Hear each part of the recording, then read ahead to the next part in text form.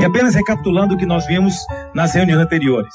No capítulo 6, no versículo 1, Jesus estabeleceu qual é o padrão de vida espiritual que ele aceita.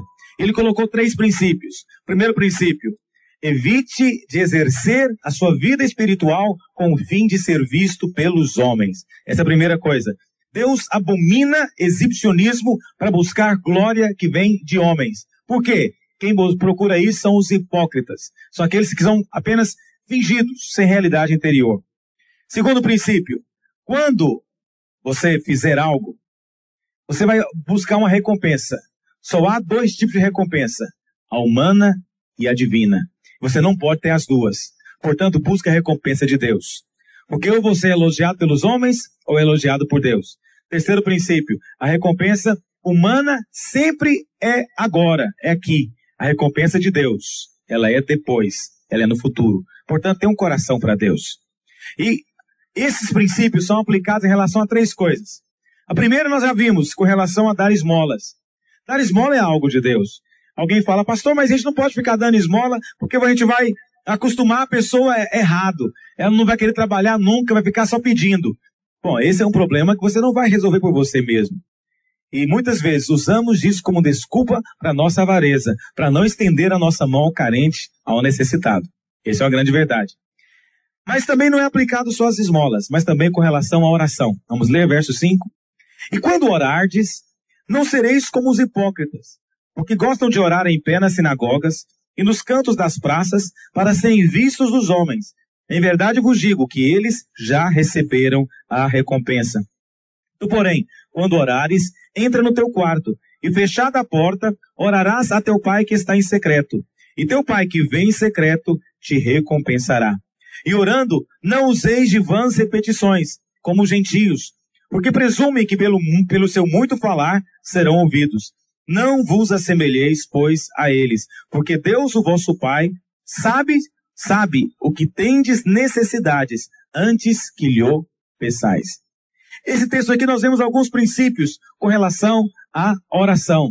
Jesus está estabelecendo que a oração deve fazer parte da nossa vida. Ou seja, orar para nós é como comer. Nós fazemos todos os dias. Algumas vezes comemos por prazer, outras vezes comemos por necessidade. E basta você olhar para a cara da pessoa para saber se está comendo com prazer ou por necessidade, por obrigação. Não é verdade? Tem gente que quando come dá apetite no outro. Já viram isso? Eu tenho esse problema. Tudo que eu como dá vontade de comer na minha esposa e nas minhas filhas. Eu estou acostumado com isso.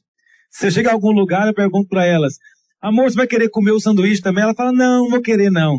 Mas quando eu começo a comer, ela fala: mas me deu uma vontade de repente. Sua boca está tão gostosa comendo isso aí. E é verdade. Quando você come com prazer, vai despertar prazer também nos outros. Oração tem que ser um prazer. Quando as pessoas veem você orando, veem você buscando a Deus, fica com vontade também de buscar a Deus? Que quando você faz com prazer, desperta no outro a fome, o apetite também. Portanto, orar não é uma questão legalista de cumprir meramente uma obrigação religiosa. Orar faz parte da nossa vida espiritual. O Senhor está dizendo aqui que a espiritualidade dos filhos de Deus, do reino, é normal. E ela passa pela oração. Vamos ver alguns princípios. Antes eu queria ler com você, eu mencionei na reunião passada e não li, Mateus capítulo 15, verso 8. O primeiro princípio que envolve a nossa vida espiritual, eu falei isso na reunião passada, é que Deus olha o coração.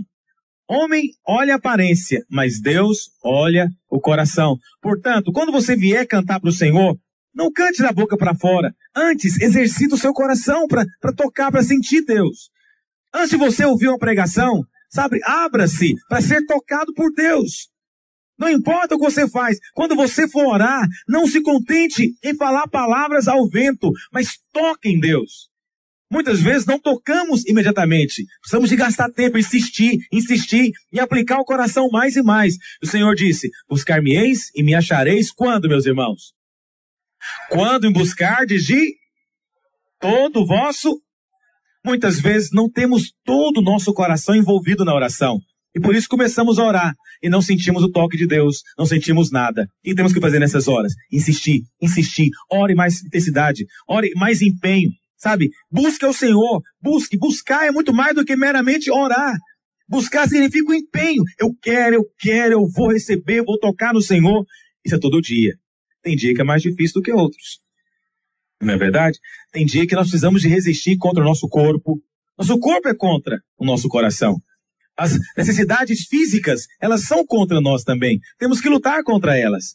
Eu me lembro de um irmãozinho, faça o que for necessário para orar.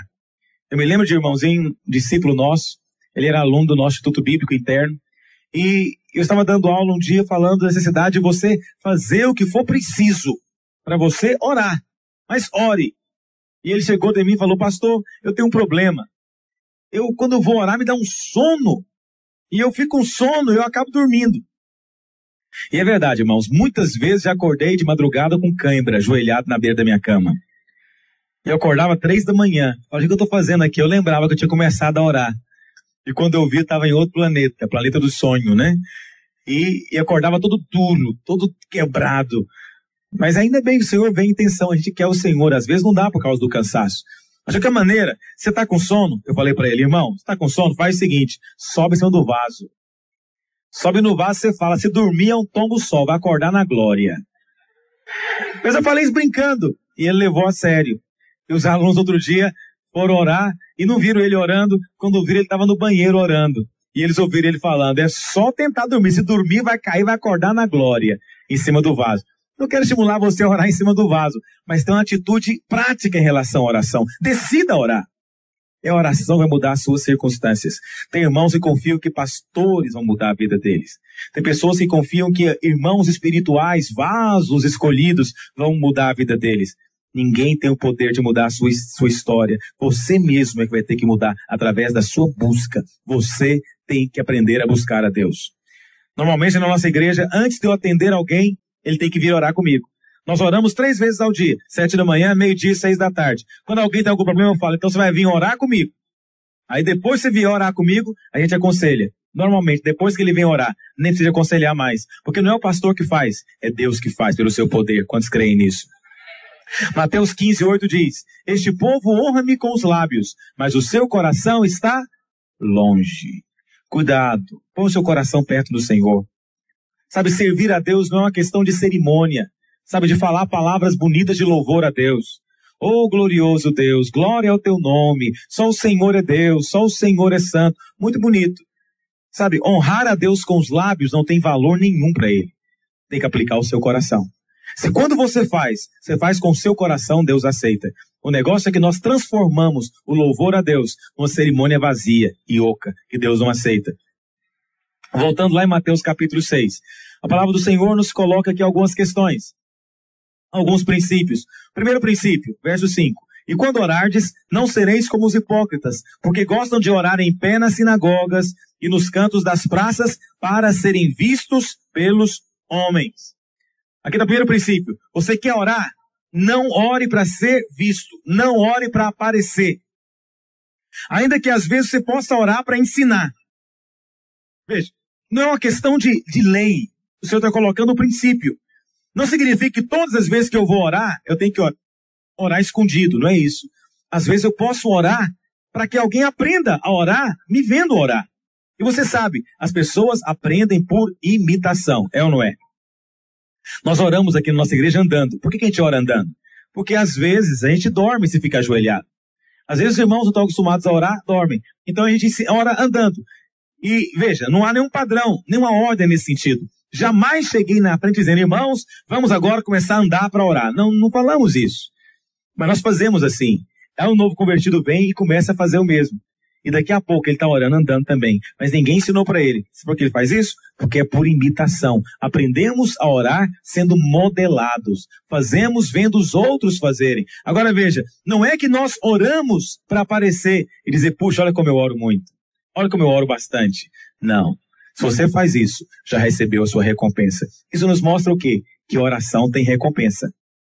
E a recompensa da oração não é só a resposta que você vai ter da oração, não.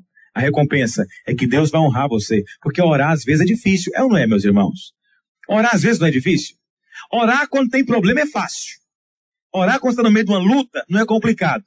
Orar quando está com o espírito angustiado não é difícil. Mas orar pelos outros é difícil. Orar problemas que não são seus é difícil. Orar quando você quer dormir, quando você quer comer, quando você quer passear, é difícil.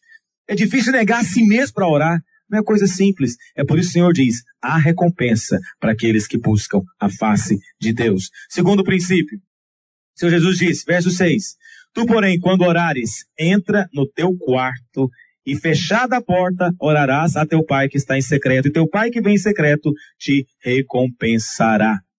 Primeira coisa aqui, tu quando orares, entra no teu quarto. Isso não significa, algumas pessoas podem tomar isso aqui ao pé da letra, não significa que é proibido orar em público. Porque senão Paulo estaria fazendo algo errado. Lá em 1 Timóteo capítulo 2, verso 8, abre lá. 1 Timóteo capítulo 2, verso 8, Paulo dá uma ordem para os irmãos da igreja. Ele fala o seguinte, 1 Timóteo 2, 8, quero, portanto, que os homens orem em todo lugar, levantando mãos santas, sem ira e sem animosidade. O que ele está falando? Olha aqui, irmãos, vocês são homens, eu quero que vocês orem em todo lugar, nas praças, nas ruas, nas casas, nos prédios, no trabalho, na escola, orem em todo lugar, levantando mãos santas. Levante a sua mão e ore e abençoe. Ora, se tivesse que orar só fechado no quarto, Paulo estaria errado aqui. Portanto, entrar no quarto não deve significar o literal, ainda que o literal possa ser aplicado também. Mas não é uma norma que eu devo orar só trancado no quarto. O que é esse quarto aqui? Primeira coisa, então, pode ser literal. Mas segunda coisa, quarto deve se referir a outra coisa. A palavra usada no original para quarto aqui é tameon. Tameon é a mesma palavra que é usada para descrever o lugar onde era guardado o tesouro no templo. Era tameon também. Em algumas versões antigas fala das câmeras, né? A recâmara, que era a parte íntima da casa. Era o lugar onde era guardado o tesouro. Por que o Senhor resolveu usar essa palavra, o quarto do tesouro, para poder referir-se à oração? Então, aqui tem um outro princípio envolvido. A oração está associada com os tesouros de Deus. Entrar para o quarto para orar é entrar para receber os tesouros de Deus. Mas entrar para o quarto não é o ponto mais importante. O mais importante é o fechar da porta que está aí. Entra no teu quarto e fecha a porta. O que é fechar a porta? Fechar a porta é isolar-se das confusões do dia a dia. Fechar a porta é isolar-se da movimentação, do barulho, sabe? Fechar a porta é você voltar para você. Nesse sentido, eu posso estar aqui, envolvido no meio da igreja, e eu posso fechar a porta. E eu tenho esse dom. Minha esposa fala que eu tenho esse dom. Quando eu me concentro, não ouço nada, eu não vejo ninguém. Pode tocar o telefone, apertar a campainha, que eu não ouço. Eu entro em órbita, vou para outro planeta. Assim acontece quando eu vou orar. Eu entro no quarto. Não significa que eu entrei literalmente no quarto, mas significa que eu me concentrei em Deus. Eu me voltei para Deus. Não há meios de ter comunhão com Deus sem se concentrar nele. Não dá para ter comunhão com Deus pensando no trabalho que eu vou ter que fazer. Não dá para ter comunhão com Deus pensando nos problemas do dia a dia. Não dá para ter comunhão com Deus só falando palavras da boca para fora. Eu tenho que concentrar todo o meu ser. Tenho que aplicar o meu coração e a minha atenção em Deus. Quando eu faço isso, e cada um vai desenvolver maneira de fazer isso, eu estou fechando a porta. Alguns colocam música. Eu gosto de orar com música. Eu sem música não sou ninguém. Eu tenho uns 400 CDs na minha casa. Nem tenho onde guardar isso. E o que eu faço? Eu compro muito, porque eu ouço muito também. Então eu enjoo rápido. Eu não oro sem um CD. Eu sempre coloco um CD.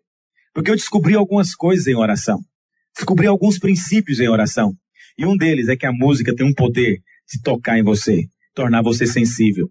E outra coisa que eu descobri é quando você põe a música, você pode orar à vontade, ninguém entende que você está orando. É uma maravilha isso. Eu tinha um vizinho que adorava me ver orando. E eu ia orar, ele deve estar me assistindo pela televisão agora. Não tem problema. E eu ia orar, então eu morava numa casa e ele era no lote do lado. E ele trabalhava, não era nem a casa, ele trabalhava lá. E quando eu ia orar, eu sempre começava orando, eu dava um grito. Alguém fala um grito, pastor? É, para dar uma liberada.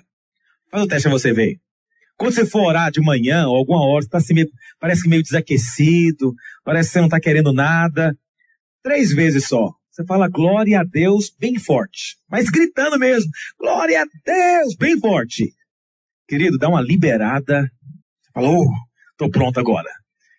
Mas aí o que acontece? Quando eu fazia isso, ele ouvia de lá. Era o sinal que eu ia orar.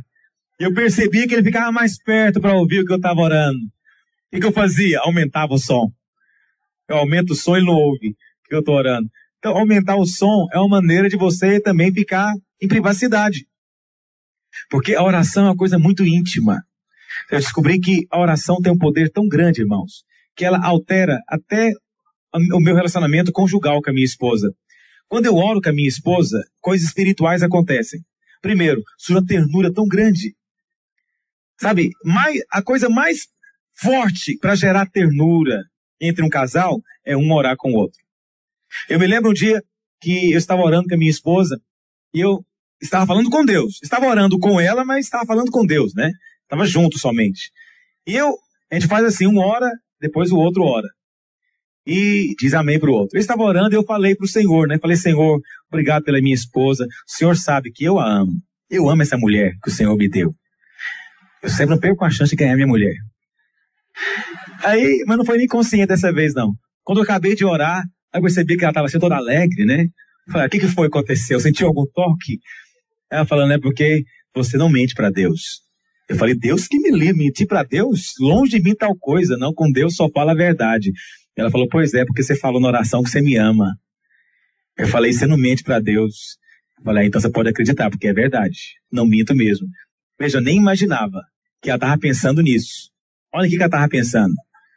Quero ouvir o que ele está falando aqui, para saber o que é verdade. As mulheres são maravilhosas, sempre tem a sua tática, não é verdade? Deixa eu dizer, a oração tem um poder maravilhoso. O importante é fechar a porta. Fechar a porta pode ser se concentrar. Isso precisa acontecer. Se isolar. Então use sua criatividade. Sabe, de repente, para você se isolar e trancar no quarto, hermeticamente fechado, sem som. Para mim, que não tem essa chance, eu ligo o meu som bem alto no CD de música apropriada que me leva a orar. E sabe de uma coisa, cada hora que você ora tem a música própria, viu? Quando você vai orar à tardezinha, é melhor você colocar música mais instrumental, música mais, vamos dizer assim, de meditação, mais introspectiva. Mas se você vai orar de manhã, coloque música alegre. Coloque música de guerra, música de júbilo, de celebração. Você vai ver que você vai romper muito mais. Detalhes como isso, aprendendo na prática com relação à oração. Mas voltando, sabe, você tem que ser criativo. Para outros, fechar a porta pode ser ter um lugar separado. Muitos irmãos moram longe, às vezes, e eles, no trajeto para suas casas, eles param, às vezes, num lugar da estrada que não tem ninguém e começam a orar ali. Não é? Aquele é o lugar deles. Outros têm um local, uma árvore que ele sobe e ele vai lá para cima para poder conversar com o Senhor. Você não tem que fazer isso em voz alta, você não tem que fazer com o olho fechado, você pode fazer andando, você pode fazer ajoelhado, você pode fazer até lutando karatê. Tem um irmão na nossa igreja que ele vai orar um perigo, porque ele dá pontapé no diabo. Porque eu já falei em nome de Jesus e pai, mete o pé para aqui para colar. É o jeito dele, é a maneira como ele gosta de fazer. Amém por ele, mas fecha a porta. Fecha a porta, esse é um princípio da palavra de Deus. Fecha a porta e vai orar. 7. E orando, versículo 7. E orando, não useis de vãs repetições como gentios, porque presumem que pelo seu muito falar serão ouvidos. Muito bem, irmãos. Vãs repetições. Não usar vãs repetições. O que significa não usar vãs repetições? Significa que você não pode repetir quando você está orando? Uma oração você não pode repetir ela? Significa isso? Os irmãos creem que pode repetir a oração? Pode ou não pode? Os irmãos repetem de vez em quando? Claro que sim, repetir a oração não é errado não. Jesus repetiu, pega a sua Bíblia, olha lá em Mateus 26, 44. Ele repetiu com as mesmas palavras, diz a Bíblia. Mateus 26, 44. Deixando-os novamente, foi orar pela primeira vez? Segunda vez? Terceira vez. De que maneira, meus irmãos? Repetindo as mesmas palavras. Veja, se Jesus orou fazendo assim, repetindo a oração com as mesmas palavras, nós podemos fazer também. Talvez, se fosse um de nós ouvindo Jesus orar, ia falar, Senhor, para com essa reza. O Senhor rezou isso 3 vezes, para com isso. Talvez você ia falar isso para o Senhor Jesus. Mas foi Ele que fez. Isso nos assusta. Mas espera aí, não está tendo contradição aqui, não? Espera aí, não foi só Jesus que orou também 3 vezes. Paulo também orou. Lá em 2 Coríntios, pega a sua Bíblia. 2 Coríntios, capítulo 12, verso 8. A Bíblia fala que Paulo tinha um espinho na carne. E ele orou a Deus tirar o espinho na carne. E ele orou quantas vezes? Uma vez, meus irmãos? Orou quantas vezes? 3. Olha o que diz, 2 Coríntios 12, 8. Por causa disto, 3 vezes pedi ao Senhor que o afastasse de mim. Então presta atenção. 3 vezes Jesus orou. 3 vezes Paulo orou. Isso significa então que o Senhor Jesus, aqui em Mateus capítulo 6, não está dizendo que não se possa repetir oração. Pode repetir oração, sim. Nada de errado nisso. Mas existem repetições que são vãs. Quando é que a repetição se torna vã? Quando você pensa que Deus vai ouvir você por causa da repetição. Entende? Então, eu vou orar 33 vezes, vou orar 45 vezes, eu vou orar 50 vezes. Eu vou cansar Deus com a ladainha. Ladainha não toca em Deus. Isso irrita Deus. Tá me entendendo? Vã repetição é isso. É quando você pediu a mesma coisa, mas você não está pedindo a mesma coisa porque você insiste em querer aquilo. Você está pedindo a mesma coisa porque você tem uma reza decorada. Você aprendeu uma reza decorada e você acha que ela tem palavras mágicas. Então, se você falar aquelas palavras mágicas, vai ter algum poder. É como a maioria dos crentes, né? Por que crente só termina a oração com a frase, em nome de Jesus, amém? Porque ele acha que tem um poder mágico em falar em nome de Jesus. Então, se ele falar em nome de Jesus, vai ter algum poder especial. Entende? Poder mágico. Não existe isso. Não há mágica em palavras. Não tem abracadabra, abate sésamo. Não tem isso. Não funciona. Não adianta você tentar agradar a Deus repetindo frases sem sentido. Ah, pastor, mas ele ensinou a fazer uma oração. Está aí mesmo em Mateus capítulo 6. Jesus ensinou a gente a orar. Ele quer que a gente ore aquela oração. Tá bom, nós vamos ver na próxima reunião o que é essa oração. E quando é que ela deve ser usada. De que maneira eu posso realmente orar aquela oração. Lembra daquele princípio. Deus só aceita aquilo que está no coração. Se no seu coração tem uma angústia muito grande, você pode orar até aquela angústia passar. Vamos supor, você tem um filho que está doente. Aquilo toca em você. Porque os irmãos sabem, não é? Doença de filho dói mais na renda do que nele. Então doendo em você aquela doença do seu filho. Aí você ora uma vez, Deus cura o meu filho. Você ora 2 vezes, Deus cura o meu filho. Aí você ora a 3ª vez, Deus cura o meu filho. Então presta atenção. Quando você faz isso, você não está repetindo a oração. Você está insistindo em oração. Entendeu? Agora, quando alguém fala, olha, fulano, é o seguinte, você vai repetir essa oração aqui. Vou escrever para você essa oração, você fala ela, porque eu orei essa oração, é tira e queda. Quando você ora ela, é tira e queda. Aí não funciona. Porque você está pegando palavras mágicas. Deus olha o seu coração. Ore com as suas palavras. Fale do seu jeito. Pastor, eu não sei orar. Fale do seu jeito. Fale do que está no seu coração. Fale do que dói. Seja honesto com Deus. Mas eu vou ensinar para você um princípio com relação a falar com Deus. Jesus disse com relação que o Pai, do verso 8, ele diz: não vos assemelheis, pois, a eles, porque Deus, o vosso Pai, sabe o que tem necessidades antes que lhe o peçais. Existe um princípio da palavra de Deus seguinte: não faça relatório, faça pedido. Quando você for orar, não faz relatório, faz pedido. O que significa isso na prática? Vou explicar para você o que significa. O que é um relatório? O relatório é o seguinte: Deus, olha aí, estou sofrendo tanto. Senhor, olha aí, estou perecendo. Olha aí, Senhor, estou morrendo. Senhor, olha aí o que está acontecendo comigo. Olha o que me fizeram comigo, me humilharam, me roubaram, acabaram comigo. Isso é relatório. Relatório parece com lamúria, com reclamação. Isso não toca a Deus. Deus não é tocado por esse tipo de relatório. O que toca a Deus é o pedido. Quando você fala, Deus, salva-me. Deus, o homem tem feito comigo, mas Senhor, Tu és poderoso, livre-me das mãos dele. Livra-me da situação de risco. Livre do homem perverso. Senhor, abençoa o meu trabalho. Pai, preciso de Ti hoje, na situação difícil que eu vou enfrentar. Ajuda-me a enfrentar essa situação. Eu preciso do Teu suprimento, do Teu livramento. Isso é pedido. Tem irmão que não faz pedido. Tem irmão que faz relatório. E o relatório ele fica só lamuriando. Aí ele chora, mas chora de dó de si mesmo. Esse tipo de choro não toca a Deus. Choro de autopiedade não atinge o trono de Deus. Seja prático. Peça o que você quer. O que você precisa? Qual a sua necessidade? Vá direto ao ponto. Fale especificamente aquilo que você precisa de Deus. Quanto está compreendendo o que eu estou dizendo nessa noite? Porque lamuriar-se, muita gente faz.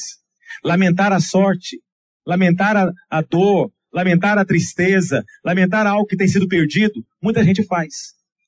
Mas quem crê para realmente ter fé? E o texto fala que o Senhor sabe a nossa necessidade antes que nós o peçamos. Mas no capítulo 7, verso 8, olha aí, vira a página. Vamos ler junto? Vamos ler o verso 7. Capítulo 7, verso 7 e 8. Vamos ler junto? Pedi e dar-se-vos-á, buscai e achareis, batei e abrir-se-vos-á. Pois todo o que pede, repita, pois todo o que pede. Veja, Deus sabe o que você precisa, mas Ele quer que você peça. Ele quer que você reconheça que precisa. Nós temos que pedir, porque pedir é uma maneira de reconhecer que só Ele é Deus, só Ele é a fonte, só Ele pode nos suprir, que em nós mesmos não há poder de suprimento algum. É Ele que vai nos suprir, pois Ele quer que você peça. Mas não que Ele não saiba, Ele sabe a sua dor, sabe a sua aflição, sabe por que você tem chorado nesses dias, sabe por que tem havido angústia na sua vida nesses dias. Ele sabe tudo, mas Ele quer que você peça. Quantos têm fé para pedir ao Senhor hoje? Há algum motivo para você pedir? Eu quero desafiar você agora. Peça ao Senhor, feche seus olhos. Onde você está? Feche os seus olhos agora. Quero desafiar você a pedir. Peça ao Senhor. Alguém fala, eu não quero pedir, eu não quero incomodar Deus. Isso parece piedoso, mas soa como incredulidade. Peça ao Senhor. Abra o seu coração a Ele agora. Não faça um relatório do seu problema. Não apenas vá fazer um relato do que está aborrecendo você. Não faça lamúria. Faça petição. Seja específico. Você nem tem que ser longo. Você pode ser bem específico ao Senhor. Diga para Ele da sua aflição. Deus, tua palavra declara que o Senhor nos ouve. E todo aquele que pede, recebe. Senhor, olha para esses que têm pedido. Ó Deus, que eles possam aprender o padrão do Senhor. Pai, ninguém que está aqui orando para aparecer. Ninguém que está aqui orando como um fariseu. Deus poderoso, também nós cremos, Pai, que eles estão agora entrando no seu quarto e fechando a porta. Estão se isolando das coisas do mundo para invocar o teu nome, para crer no teu poder. Pai, eu quero pedir ao Senhor nesta hora. Não é por acaso estamos aqui ministrando. Nós cremos em teu milagre. Senhor, faz o milagre. Atende a súplica. Olha, Senhor, a aflição que vai no coração deles. Senhor Deus, e realiza o teu milagre. Nós queremos ouvir dos teus milagres nesses dias, nas vidas, porque o Senhor tem prazer em ouvir a nossa oração. E nós oramos em nome de Jesus. Amém. Os irmãos creem que o Senhor nos ouviu? Amém. Deus abençoe muito você.